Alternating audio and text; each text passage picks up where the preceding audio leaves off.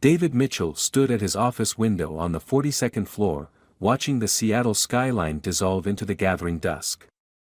25 years of building Mitchell Financial from the ground up had taught him to trust his instincts, and right now, those instincts were screaming that something was wrong.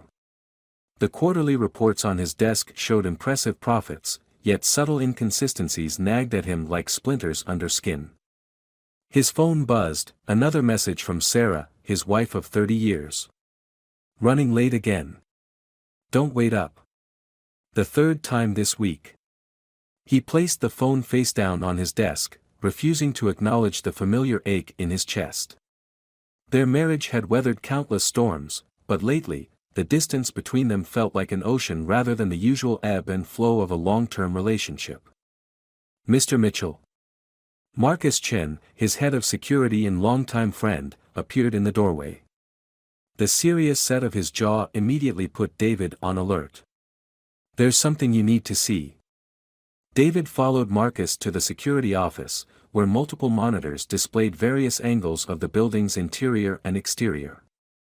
Marcus pulled up footage from earlier that afternoon, showing Thomas Reynolds, David's protégé and heir apparent, entering the building's secure server room well after hours. He bypassed standard protocols, Marcus explained, his voice tight with concern. Used an executive override that shouldn't exist. David watched the footage, his mind racing. Thomas had been like a son to him, handpicked from an intern program 15 years ago. He'd mentored the young man, trusted him with increasingly sensitive aspects of the business, even invited him into his home countless times. Sarah had practically adopted him, always insisting he join them for holiday dinners when his own family was across the country. There's more, Marcus continued, pulling up another screen. Large data transfers from our secure servers to an external location. Encrypted, but the timing matches perfectly with Reynolds' visits. This has been happening for months. The pieces started falling into place, the slight discrepancies in the reports, Thomas's recent nervous behavior, the way he'd been pushing for more control over the Asian market expansion. David's hands clenched into fists at his sides. Who else knows about this? Just me. I wanted to verify everything before bringing it to you. Marcus hesitated. But David, there's something else. The external IP address. It's registered to a shell company, but I managed to trace it. It leads back to Carlton Industries. The name hit David like a physical blow. James Carlton, his oldest rival and former friend, had been trying to undermine Mitchell Financial for years. The bitter history between them went beyond business, it stretched back to their college days, to a betrayal David had never fully disclosed to anyone, not even Sarah. Keep digging, David ordered, his voice steady despite the turmoil inside. I want to know everything, every file accessed, every communication, every damn keystroke. But keep this between us for now. Back in his office, David poured himself 2 fingers of scotch and tried to think clearly. The betrayal from Thomas stung deeply, but something felt off about the whole situation. It was too neat, too obvious. His instincts, the same ones that had built his empire, whispered that this was just the tip of the iceberg. His phone lit up again, another message from Sarah. This time, a mistakenly sent text clearly meant for someone else, everything's ready. He doesn't suspect a thing. David stared at the message until the screen went dark, his world tilting on its axis.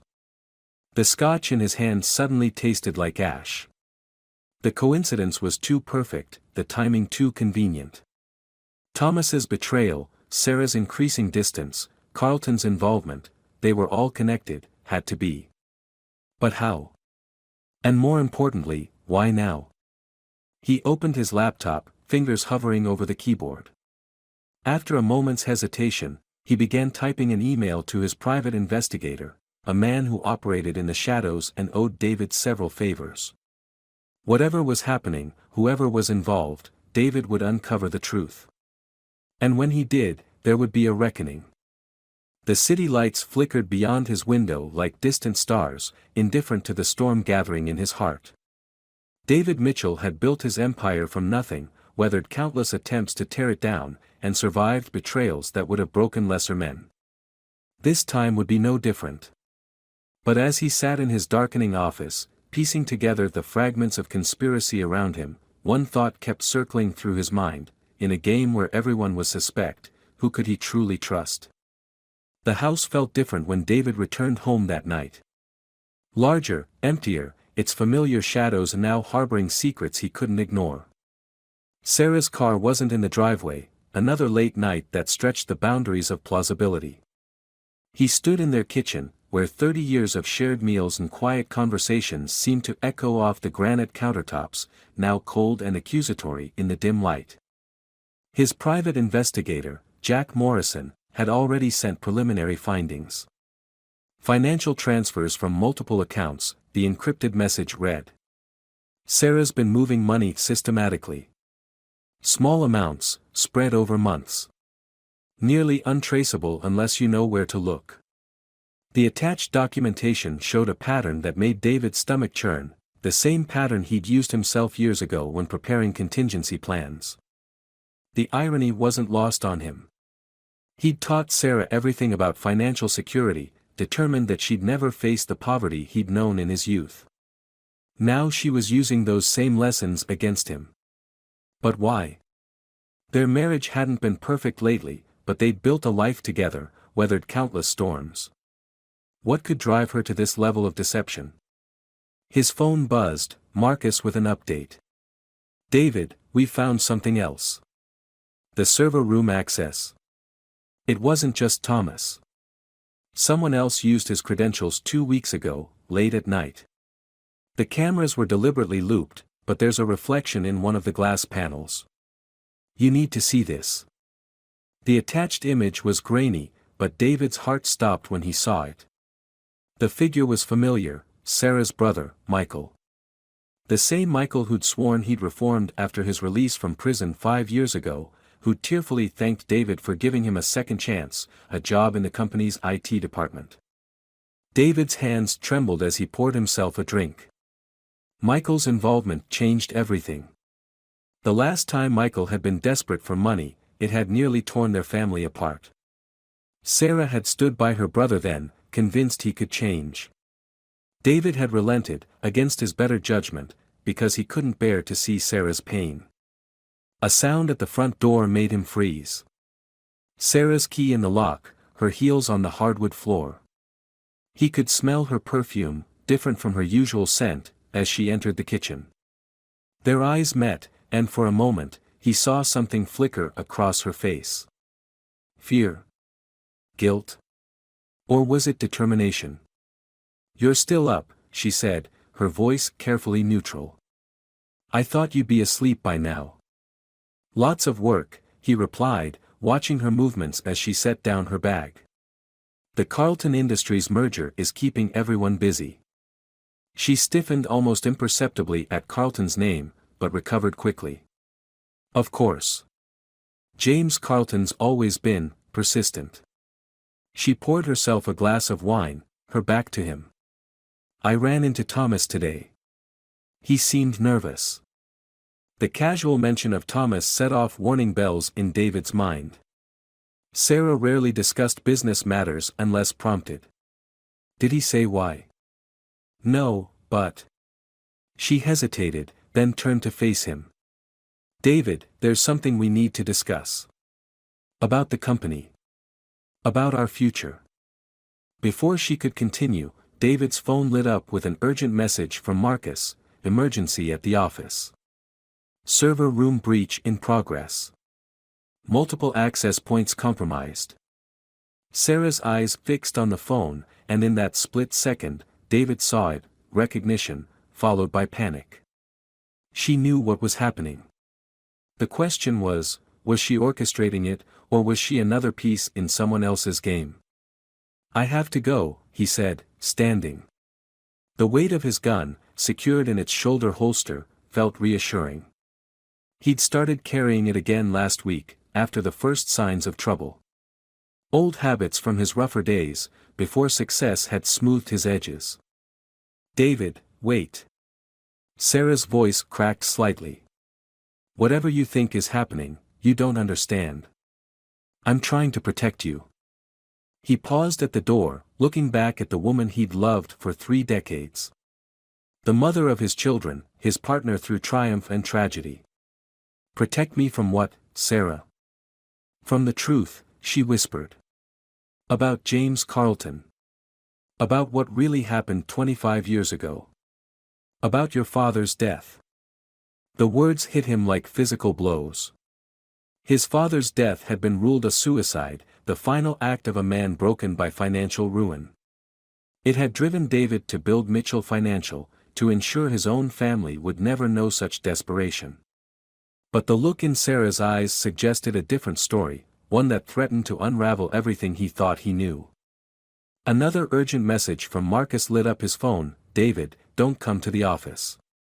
It's a trap. Carlton's men are already here. They're not after the servers. They're after you. David's world tilted on its axis as the pieces began to align: Sarah's deception, Thomas's betrayal, Michael's involvement, and at the center of it all, a 25-year-old death that might not have been suicide after all. The truth was within reach, but so was destruction, and he had mere moments to decide which path to take. Sarah took a step toward him, her face a mask of conflicting emotions. Let me explain, she pleaded. Before it's too late. Before they get what they're really after. The security system chimed, indicating movement in the back garden. They were no longer alone. The basement, Sarah whispered urgently, her hand finding David's arm. There's something you need to see. Something I've kept hidden for 25 years. The security system chimed again. Shadows moved across the garden windows. David hesitated only a moment before following Sarah through the kitchen and down the basement stairs. The familiar scent of old books and cedar brought back memories of quieter times, when this space had been a refuge rather than another battlefield of secrets. Sarah moved with purpose to the far corner, where generations of family photos lined metal shelving units. She pulled aside a loose panel, revealing a small safe he'd never known existed. Her hands trembled as she entered the combination. I've carried this burden alone, she said, her voice thick with emotion. Watching you build Mitchell Financial, knowing it was all founded on a lie. Not the lie you believed, that your father was weak, that he took the coward's way out. But the lie James Carlton created to cover up what really happened. The safe opened with a soft click. Inside lay a manila envelope, weathered with age but carefully preserved. Sarah handed it to David just as heavy footsteps creaked on the floorboards above. Your father discovered something in Carlton's books, Sarah explained quickly, her words tumbling out as if she'd rehearsed this moment countless times. A massive fraud scheme involving offshore accounts, shell companies, and connections to organized crime. He wasn't just going to expose Carlton, he had evidence that would have brought down half of Seattle's business elite. David opened the envelope with unsteady hands. Inside were documents, photographs, and a handwritten letter in his father's familiar scrawl. The date on the letter was the day before his death. My dearest Sarah, the letter began. If you're reading this, something has happened to me. The information I've gathered is too dangerous to entrust to David directly, he's too much like me, too willing to fight head-on. But you, with your quiet strength, your careful patience, you'll know when the time is right. Protect my son until then. And forgive me for placing this burden on your shoulders. The truth hit David like a physical blow. You've known all this time. Watched me partner with Carlton, invite him into our lives. Sarah's eyes filled with tears. I had to keep you safe. Carlton's network was everywhere. One wrong move and... She swallowed hard. Your father thought he could fight them openly. The next day, 2 men visited him in his office. Made it look like suicide. I only knew because I was supposed to meet him for lunch. I saw them leaving, but by then... A loud crash upstairs cut through the tension. They weren't alone anymore. It's not just about the past, Sarah continued urgently. 3 months ago, Thomas discovered similar irregularities in Carlton's current operations. He came to me first, remembered the rumors about your father. That's when I knew we had to act. Michael's been helping us gather evidence, using Thomas's security clearance as cover. The money I've been moving?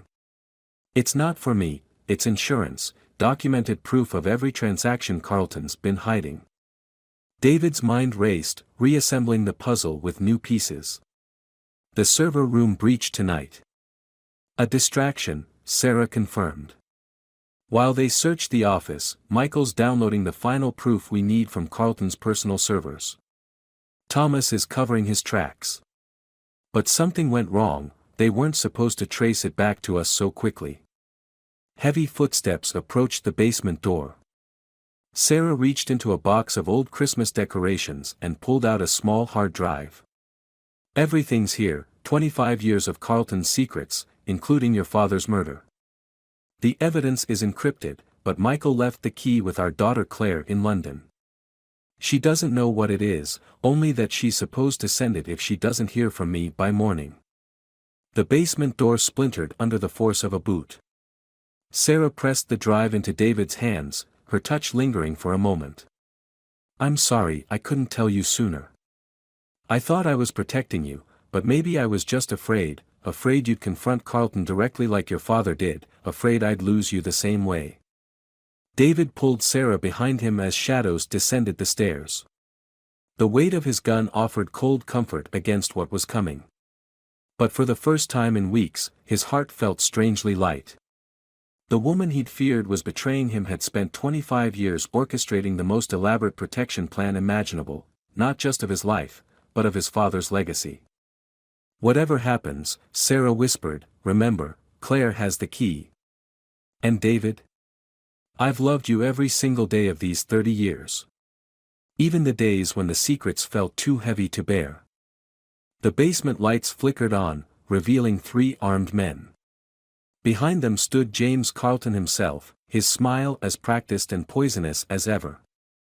David, old friend, Carlton said smoothly. I believe you have something that belongs to me. The basement air grew thick with tension as Carlton descended the final steps, his expensive shoes incongruous against the concrete floor. David felt Sarah's hand steady on his back, a subtle gesture they'd shared countless times over 30 years, a reminder that they faced their battles together. You know, David, Carlton said, his voice carrying that familiar note of false warmth, your father had that same look in his eyes the last time I saw him. That stubborn righteousness. He never did understand that some truths are better left buried. Like the truth about what you did to him. David's voice remained calm, even as rage burned in his chest. Or the truth about what you're doing now, the same fraud, the same corruption, just with better technology. Carlton's practiced smile flickered. Your father made a choice that night. I merely helped him understand the consequences of his decisions. He gestured to his men. Now, I'm offering his son the same opportunity for clarity. Sarah stepped forward, positioning herself slightly in front of David. The movement was subtle but deliberate, a protector's instinct honed over 25 years of silent guardianship. You've spent all these years thinking you won, James. That your secret died with Robert. But I was there that day. I saw your men leave. And I've spent every day since then making sure that when the moment came, we'd have everything we needed to destroy you. Something dangerous flashed in Carlton's eyes. Sarah, always the quiet one. Always watching, always planning. I never did understand what David saw in you. But then again, he never saw the real you, did he? The woman who's been lying to him for 25 years. She was protecting me, David said, his voice thick with emotion. Something I should have done for my father. Something I should have seen in you years ago. Protecting you? Carlton laughed, the sound echoing off the basement walls. Is that what you call it? Watching you partner with your father's killer? Letting you trust me with your company, your friendship?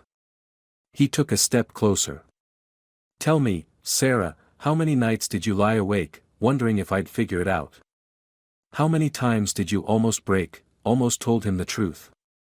Sarah's voice was steady when she answered. Every night. Every single night for 25 years. But I made a promise, not just to Robert, but to myself. That his son would live to see justice done. That his grandchildren would know the truth about who their grandfather really was. One of Carlton's men shifted nervously. Sir, we need to move. The server breach at the office is being handled, Carlton snapped. Though I must admit, using Thomas as a decoy was clever. The boy always did have a talent for playing both sides. Pity he won't live to regret his choices. David's heart clenched. What have you done to him? The same thing I'm about to do to you, old friend. Unless. Carlton extended his hand. The drive, David. Hand it over, and maybe we can write a different ending to this story. One where your daughter Claire doesn't have to grow up without a father, like you did. The mention of Claire sparked something in David's memory, a detail from the documents Sarah had shown him. His father's last words, written not in the letter, but in a margin note he'd glimpsed, the truth lies in the numbers we choose. Sarah had spent 25 years protecting him, carrying this burden alone. Now it was his turn to protect their family's future. His fingers closed around the drive in his pocket, feeling its weight, the weight of truth, of justice delayed but not denied. You know what your mistake was, James? David said quietly. The same one you made with my father. You thought fear was your greatest weapon. But you never understood what a parent will do to protect their child. What love makes possible. In that moment, several things happened at once.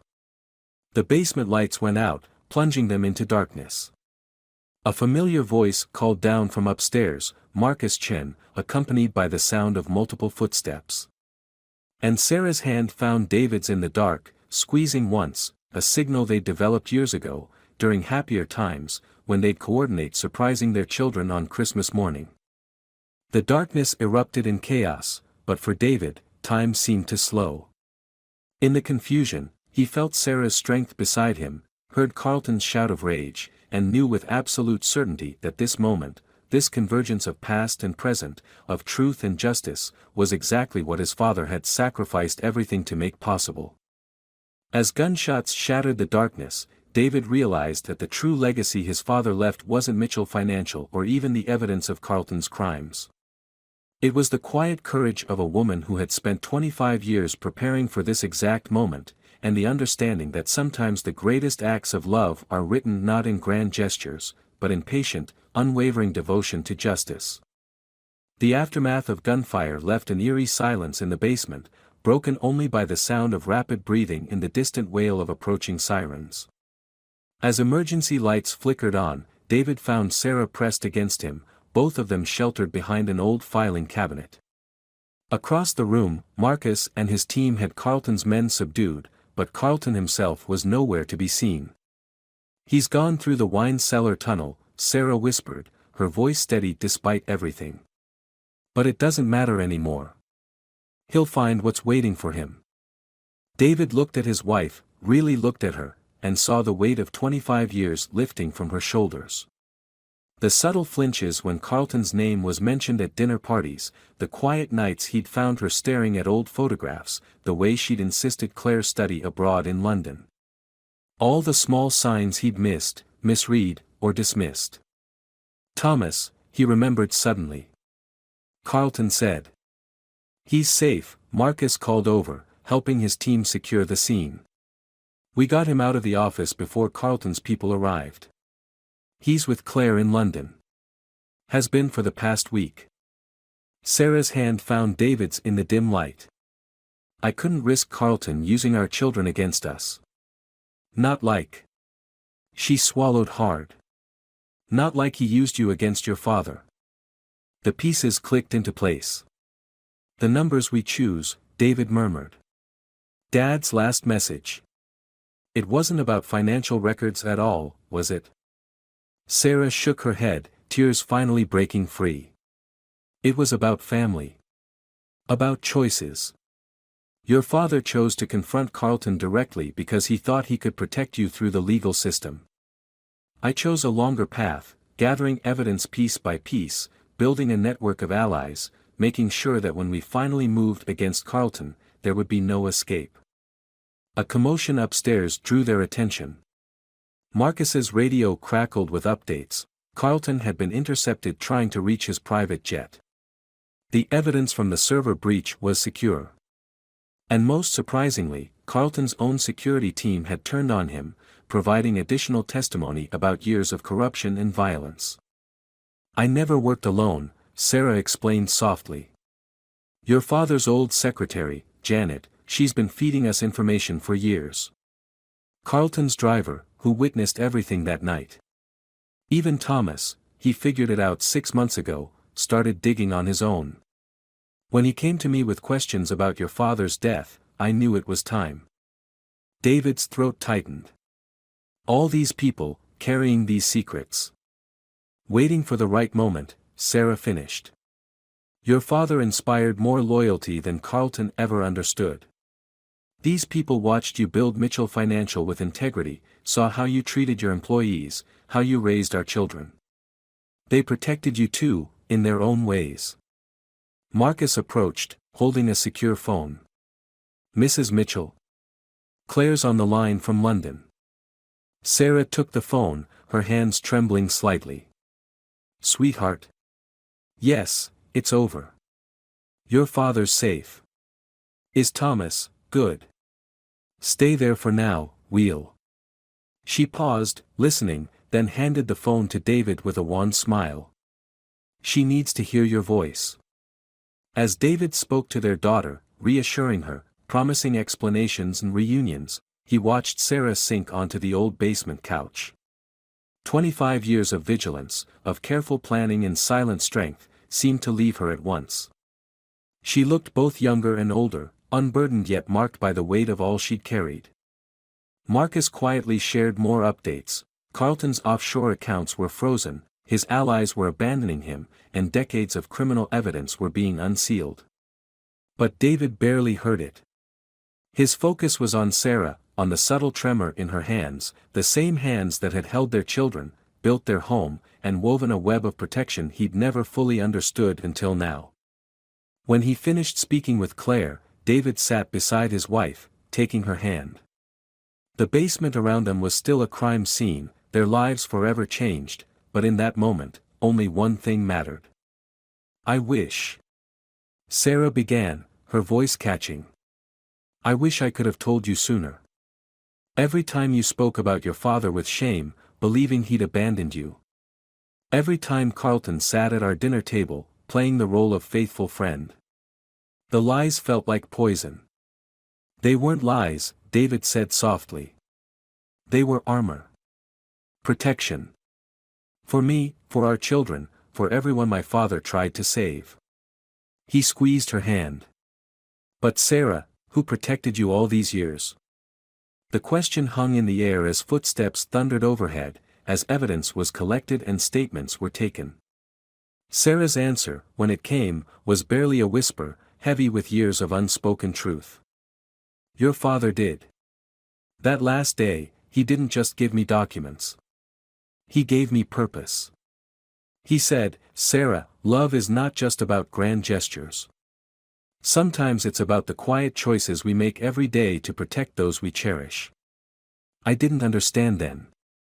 But watching you with our children, seeing you build something honest and good from the ashes of tragedy.